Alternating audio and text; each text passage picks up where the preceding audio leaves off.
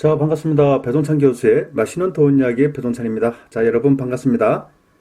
분양가 상한제 몽둥이를 들어라. 민간 아파트의 분양 가격이 상승하면요, 이 부동산 가격 흐름은 이렇게 흘러가겠죠. 이 분양 가격이 상승한다라고 하면 오래된 아파트, 즉 구축 아파트들의 가격도 상승할 수밖에 없겠죠.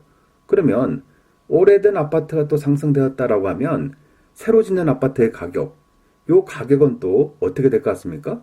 아니, 저렇게 20년, 30년 된 아파트 가격도 있고 올라갔는데 우리 새로 짓는 아파트 가격, 요 아파트 가격 더 올라야 되지 않아? 요렇게 또 생각하겠죠. 그러다 보면 신축하는 아파트의 분양 가격은 또 상승할 수밖에 없겠죠. 그래서 분양 가격이 상승하고, 그러면 분양 가격 상승은 오래된 아파트 가격 상승하고 또 신축 아파트 가격 상승하고, 이런 식으로 계속 흘러간다는 얘기죠. 그런데 이런 식으로 계속 흘러가다 보면 이 평당 분양 가격 때문에 이 부동산 가격이 폭등을 일으킬 수 있다는 얘기예요. 지금 현재 위치가 이러한 위치에 도래되었다라고 볼 수가 있다는 거죠. 주택도시보증공사의 자료에 의하면요, 2019년 1월달 민간 아파트의 제곱미터당 평균 분양 가격이 전국으로 보면 제곱미터당 340만 8천 원이고요. 서울 같은 경우에는 제곱미터당 760만 원이라는 얘기고, 5대 광역시 및 세종시 같은 경우에는 제곱미터당 362만 1천 원이라는 얘기입니다. 그런데 이렇게 보시면 별로 느낌이 없죠? 그 옆에 있는, 즉 파란색 박스가 있지 않습니까? 이거는 작년 1월달 대비해서 2019년 1월달 제곱미터당 평당 가격이 얼마냐는 거죠. 즉 작년 2018년 1월달 대비해서 전국적으로 본다면 제곱미터당 평균 분양 가격이 8.53%가 올랐고요. 서울 같은 경우에는 무려 14.75%나 올랐다는 얘기예요.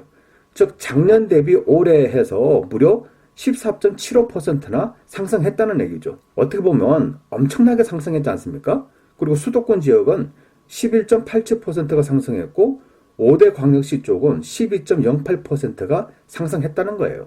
그런데 이 평당 분양 가격이 올라가고 있다는 얘기예요, 여러분. 이거 우리가 그냥 막연히 생각할 게 아니죠. 민간 아파트에서 짓는 이 평당 분양 가격이 1년 사이에 거의 10에서 15%대로 이렇게 급등하고 있다는 얘기.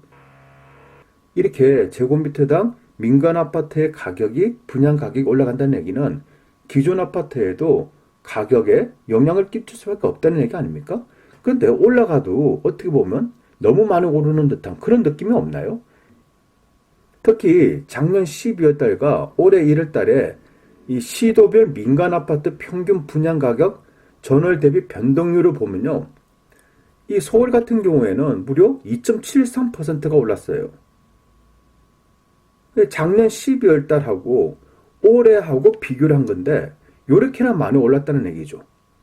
그리고 이 대구 같은 경우에도 1.50%가 올랐고, 대전광역시 같은 경우에도 1.33%가 올랐다는 얘기고, 충남 같은 경우는 1.97%가 이렇게 올랐다는 얘기예요. 이렇게 보시면 여러분 어때요? 좀 이렇게 많이 오르긴 올랐구나라고 생각하시는데 실제적으로 느낌은 2%니 1%니 이런 식으로 통계가 표현을 하다 보니까 여러분 피부적으로 느끼는 거는 이렇게 급등했다는 느낌, 그런 느낌이 별로 없지 않습니까? 그래서 제가요, 여러분들이 그렇게 충분히 생각하실 수 있기 때문에 이 자료와 통계를 좀 제가 2014년도부터 2019년까지 해서 또 제곱미터당 그런 가격이 아니라 여러분이 또 우리가 통상적으로 사용하고 있는 평당 가격을 한번 분석을 한번 해봤어요. 이제 다음 화면을 보시죠. 2014년부터 2019년까지 평균 분양 가격입니다. 그럼 2014년 놓고 보면 전국적으로 보면 한 평당 835만 원에 분양을 했고, 서울 같은 경우에는 한 평당 1944만 원에 분양을 했다는 얘기고, 수도권은 한 평당 1333만 원에 분양을 했다는 얘기고, 5대 광역시 같은 경우에는 한 평당 860만 원에 분양을 했다는 얘기입니다. 그 옆에 있는 2015년 통계를 보시면 특히 서울을 보세요. 2014년도에는 1944만 원에서 2015년도 한 평당 분양 가격이 1834만 원으로 오히려 이렇게 하락을 했다는 얘기예요. 지금 생각하고는 전혀 딴판이지 않습니까? 지금은 평당 가격이 이렇게 올라가고 급등을 하고 있는데 2014년, 2015년도에는 오히려 서울의 평당 가격이 떨어졌다는 얘기고 그 밑에 노란색으로 되어 있는 5대 광역시를 한번 볼까요? 2014년도에는 860만 원에서 2015년도에는 863만 원이에요. 올랐다 하더라도 크게 오르지 않은 이런 금액이 있었다는 거죠. 그 다음 화면을 보시면 녹색으로 되어 있는 서울, 이 서울의 평당 분양 가격을 한번 놓고 보시면 2014년 1944만 원, 2015년 1834만 원에서 2016년도부터는 갑자기 이 급등하기 시작하는 거죠. 따라서 2010년도에는 2048만 원, 2017년도에는 2133만 원, 2018년도 2월 달에는 2188만 원, 그리고 2019년도 1월 달에는 2500만 원이라는 얘기입니다.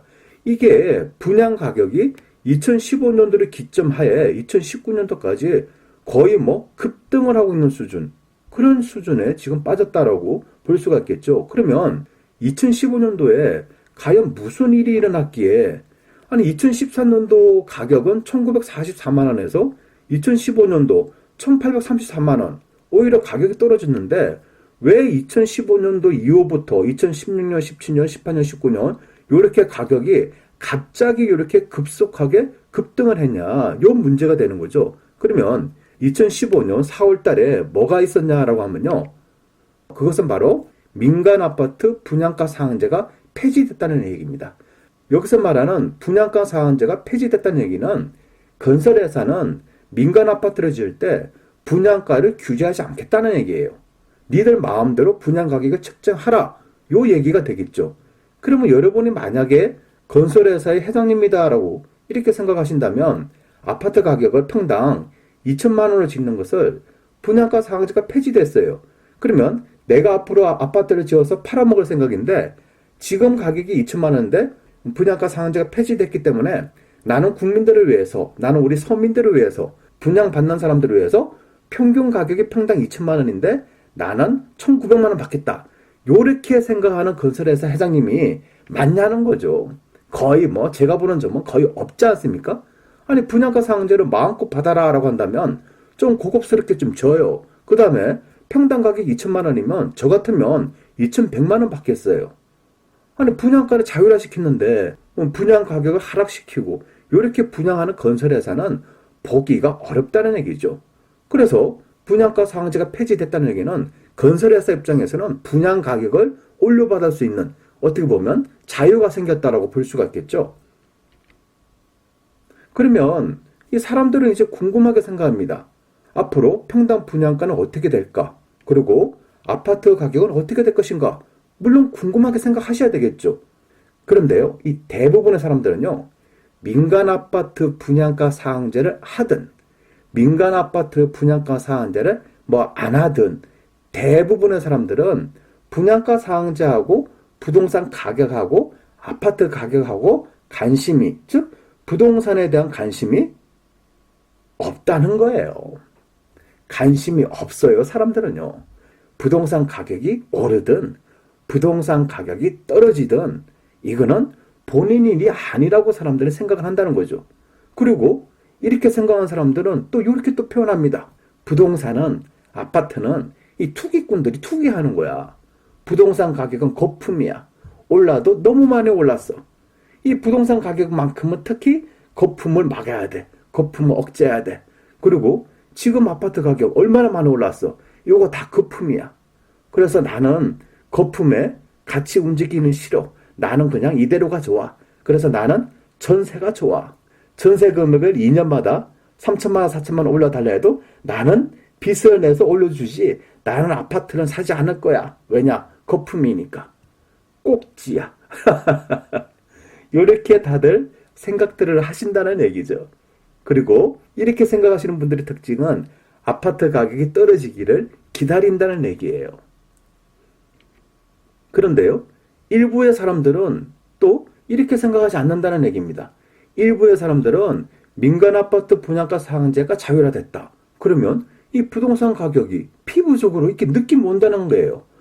민간 아파트 분양가 상한제를 하게 되면 건설회사에서는 평당 분양가를 높게 부를 것이고, 그러면 기존의 아파트 또한 가격이 상승하지 않을까라고 이게 감각적으로 이제 느낀다는 거죠. 또 부동산 공부를 통해서 또 배운다는 거죠. 또 이런 강의를 통해서 누군가에게 배운다는 얘기예요. 즉, 이 분양가가 자율화된다는 얘기는 평당 분양가가 상승한다는 얘기고, 평당 분양가가 상승한다는 얘기는 신축이든 오래된 아파트 구축이든 부동산 가격이, 아파트 가격이 상승한다는 거죠. 요게 강의의 핵심 아닌가요? 그렇게 해서 부동산에 대해서 관심을 가진 요런 일부의 사람들은 부동산에 투자를 한다는 얘기죠. 그래서 부동산에 투자를 해보니까 수익이 창출된다는 얘기예요. 그런데 이게 문제가 있다는 얘기예요. 그 문제는 뭐냐면 이 고분양가, 요거는 아파트 가격이 상승한다. 또 집값이 상승한다. 전세 가격이 상승한다. 부동산 가격이 상승한다. 다시 고분양가로 된다. 아파트 가격 상승, 집가 상승, 뭐 기타 등등. 이러한 흐름은 여러분들 누구는 다 아신다는 얘기예요. 하지만 여기서 중요한 거는 건설회사 입장에서 고분양가를 해도 이 아파트가 팔린다는 얘기예요. 그럼 건설회사 입장에서는 욕심이 더 생기겠죠. 그럼 건설회사는 고분양가 중에서도 또다시 고분양가, 즉 말도 안 되는 고분양가를 때린다는 얘기예요. 이처럼 이 지나치게 높은 고분양가는 이 건설회사만 수익이 창출되는 거예요. 분양을 받아서, 즉 분양권에 투자를 해서 수익을 창출해야 되는 사람들이 분양받은 사람들인데, 이런 사람들한테 들어갈 이익을 그냥 건설회사가 모든 이익을 다 가져간다는 얘기예요. 즉 건설회사만 이득을 보고 투자자, 분양받은 사람들은 이득이 축소가 된다는 얘기죠. 그리고 이 고분양가의 영향으로 인해서 이 부자들 같은 경우에는, 현금이 많은 사람들은 고분양가든 뭐든 투자를 하니까 이익이 발생하더라. 그럼 투자를 할 거 아닙니까? 그런데 서민들도 아파트를 분양받고 싶은데 이 돈이 없다는 거예요. 너무 높은 고분양가로 인해 가지고. 여기다가 은행에서는 중도금 대출, 잔금 대출도 지금 막아놓은 상태죠. 그러다 보니까 서민들은 아파트 당첨이 됐다 하더라도 선뜻 중도금에 대한 부담, 잔금에 대한 부담 때문에 아파트를 당첨되어도 계약 체결하기가 어렵다는 얘기예요. 결론적으로 보면 부자들 같은 경우에는 1순위가 됐든 2순위가 됐든 3순위가 됐든 순위하고 상관없이 이 비싼 아파트 서민들이 사지를 못하니까 미분양될 거 아닙니까? 그걸 무순위로 해가지고 다 주워 먹는다는 거죠. 그러다 보니까 결국 부자들은 아파트 분양권으로 인해서 더 많은 돈을 모으는 거고, 서민들은 청약을 받았다 하더라도 체결할 돈이 없어가지고 체결을 못하는 거예요. 결론적으로 본다면 뭐가 됩니까? 부동산 시장에 철저한 양극화 시장밖에 안 된다는 얘기예요. 결국 정부 입장에서는 아파트를 분양하는 땅을 팔아먹으니까 정부는 돈이 생기는 거죠. 건설회사는 아파트를 지어서 아주 높은 분양가로 또 팔아먹으니까, 아파트를 팔아먹으니까 또 돈이 생기는 거죠. 부자들은 서민들의 청약순위, 돈이 없어서 당첨이 되어도 계약 못하는 그런 것들을 또 주워 모아가지고 또 돈을 버는 거 아닙니까? 그래서 결론적으로 본다면 정부와 건설회사와 부자들만 이득을 보는, 그게 지금 현재의 분양시장이라는 거죠. 그 다음 화면 보시면요, 이 고분양가의 직접적인 사례인데요. 대전에 있는 도안 신도시의 대전 아이파크시티가 평당 1,488만 원에 분양했습니다, 여러분. 요 밑에 노란색 표를 보세요, 여러분. 5대 광역시에서 2014년도에는 860만 원이에요. 2019년도에 평당 가격이 863만 원이고, 2016년도에 평당 가격이 953만 원이고, 2017년도에는 982만 원, 2018년도에 1000만 원이 돌파됐어요, 광역시급에서. 그리고 2019년도에는 1194만 원이라면서요. 그런데요, 지금 분양을 한 대전 아이파크 시티 같은 경우 평당 1,488만 원에 분양을 했습니다, 여러분. 요게 말이 되는 소리예요?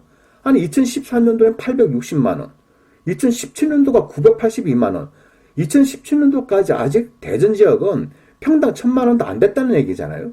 근데 갑자기 이렇게 평당 1,500만 원 이런 식으로 하면 누가 이게 분양을 받아요?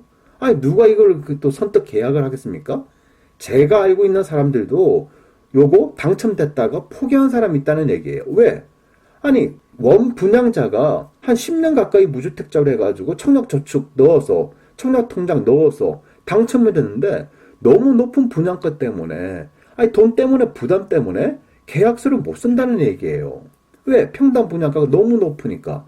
아니 올라도 좀 어느 정도권 오르면 그렇지 않습니까? 아니 정도권 올라야지 건설회사도 이득 보고 분양받은 사람들도 이득 보고 또 분양받은 사람이 프리미엄을 받고 딴 사람한테 또 팔 수도 있는 거고 요렇게 흘러가야 되는데 건설회사 입장에서는 분양만 좀 되면 부동산 경기가 좀 호황이면 고분양가로 이렇게 높은 금액을 책정한다는 얘기예요. 오로지 건설회사의 이득만 노린다는 얘기 아닙니까? 그리고 그 밑에 보시면 대구 수성구의 힐스테이트 버머 요거 같은 경우는 평당 2,058만 원이에요. 평당 가격이 2천만 원이 지방광역시에서 2천만 원이 넘었다는 얘기예요, 여러분. 그런데요, 5대 광역시 평균은 아직 얼마나 나와 있습니까? 1,194만 원이라는 얘기입니다, 평당. 아, 요게 말 되는 소리인가요, 이게? 그런데 정부는 부동산 경기, 특히 지방 부동산 경기가 침체다. 지방은 규제를 좀 완화해야 된다. 이렇게 생각하지 않습니까? 그런데 실제적으로 이루어지는 거 보면 서민들이 분양받는 그런 아파트들이 건설회사가 고분양가로 이렇게 하고 있는데 정부는 그냥 가만히 있는 거 아닙니까? 아니 이 정도 평당 가격이 오른 이게 말이 되는 소리인가요, 이게? 그래서 이거는 뭔가 문제가 있어도 굉장한 문제가 있다. 따라서 정부는 이 분양가 자율화를 폐지해야 된다는 얘기예요. 다시 분양가 상한제를 다시 부활하라는 얘기예요, 저는. 분양가 상한제를 다시 규제하게 됨으로써 정부가 아파트 평당 분양가를 꽉 잡아 두라는 얘기입니다. 그 길만이 지방과 서울과 서울 수도권의 아파트를 잡는 방법이에요. 부동산 잡는다고 괜히 엉뚱한 거 하지 마세요. 가장 중요한 거는 분양가 상한제를 다시 부활시키라는 겁니다. 요게 가장 중요한 핵심이에요. 분양가 상한제를 실시하게 되면요, 이 부동산 가격은 여지없이 떨어집니다. 압축된 그래프를 한번 보시죠.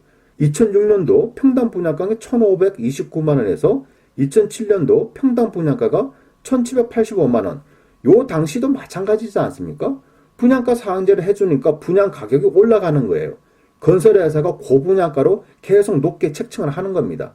그 다음에 2008년도에는 2,171만 원까지 올라갔지 않습니까? 그런데 정부 입장에서도 너무 많이 분양가가 올라가니까 2007년도부터 분양가 상한제를 다시 부활시켰거든요. 그러다 보니까 2007년도 1,785만 원, 2008년도 2,171만 원까지 올라간 이후에 그 이후부터 즉 분양가 상한제를 실시한 이후부터 평당 분양 가격이 이렇게 떨어진다는 얘기예요. 심지어 2008년도 2,171만 원 평당 분양가가 2011년도 서울 지역의 평당 분양가가 1,549만 원으로 이렇게 급락을 했다는 얘기예요, 여러분. 여러분 어떻습니까? 신규로 짓는 아파트 평당 가격이 이렇게 떨어지면 얼마나 좋아요? 그래서 정부는 분양가 상한제를 다시 부활해서 분양가 상한제를 실시하라는 얘기예요. 또 이 분양가 상한제를 폐지를 하게 되면 여러분 아까 이 그래프는 보셨지 않습니까? 이처럼 분양가 상한제를 폐지하게 되면 부동산 가격은 이처럼 올라간다는 얘기예요. 2015년도 분양가 상한제가 폐지된 이후에 2016년, 17년, 18년, 19년 이처럼 분양 가격이 오르고 있지 않습니까? 어떻게 보면 지금 급등하고 있어요. 따라서 정부는 2015년 4월 달에 폐지한 이 민간 아파트 분양가 상한제를 다시 부활하기를 저는 바란다는 거예요. 저는 정부한테 이렇게 요구하고 싶어요. 제발 이 분양가 상한제를 다시 부활하게 됨으로써 부동산을 좀 잡아주시기를 바라요. 그것이 바로 부동산을 살리는 길이고 사람들을 살리는 길이라는 거죠. 부동산은 사람을 위해서 있는 거 아닙니까? 이 부동산은 건설회사를 위해서 있는 거 아니에요. 이 부동산은 정부를 위해서 있는 거 아닙니다. 부동산은 돈 많은 사람들만 투자해서 돈 벌어라. 이런 목적이 있는 거 아니에요. 부동산은 사람을 위해서 있는다는 거죠. 그리고 부동산을 통해서 우리는 더불어 살아가야 된다는 얘기지 않습니까?